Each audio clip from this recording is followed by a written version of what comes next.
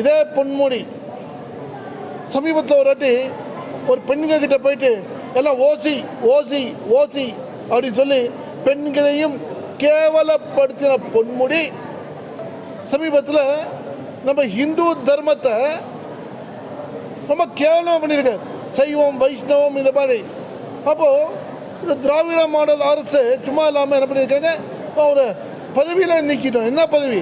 கட்சியில் என்ன பெரிய பிரைம் மினிஸ்டர் பதவியில் இருக்கார, இந்த கட்சியில் ஜனாதிபதி பதவியில் இருக்க கட்சியில் நீக்கிட்டோங்கிறதுக்கு அவரை இதே உண்மையான திராணம் உள்ள அரசாங்கமாக இருந்தால், அவங்களுக்கு தைரியம் இருந்தால், இதே அரசாங்க தைரியம் இருந்தால் பொன்முடியை கைது பண்ணி ஒரு அமைச்சர் பதவியிலேருந்து விரட்டணும்.